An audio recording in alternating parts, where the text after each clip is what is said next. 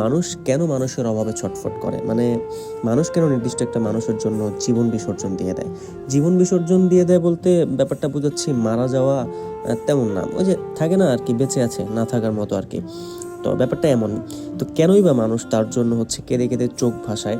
ব্যাপারটা আসলে মানুষের যখন কোনো নির্দিষ্ট মানুষের প্রতি মায়া হয়ে যায়, তখন ওই মানুষ ছাড়া আস্ত একটা পৃথিবীও জনশূন্য মনে হয়। নির্দিষ্ট মানুষ ছাড়া একটা দিনও এক একটা বছর মনে হয়।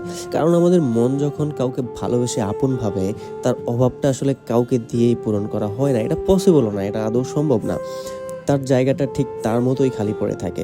হাজার মুখ, হাজার হাসির থেকেও সেই একটা মুখ না থাকলে ফাঁকা ফাঁকা লাগে, শুধু তার জন্যই বেঁচে থাকতে ইচ্ছে করে। সো এই মানুষগুলো একটা নির্দিষ্ট মানুষের জন্য ছটফট করতে করতে করতে করতে মানে একটা সময় এরা বিলীন হয়ে যায়।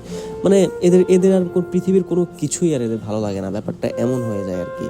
মানে পৃথিবীটা এদের কাছে একটা সময় বিষের মতো মনে হয়। তারপর এই টাইপের মানুষজনকে আপনারা দেখবেন যে এরা হাসি মুখে দিব্যি চলাফেরা করতেছে, কিন্তু এদের এই যে হাসিটা, এই হাসির আড়ালে যে একটা গল্প লুকিয়ে থাকে না, এই গল্পটা খুব কম সংখ্যক মানুষই জানে।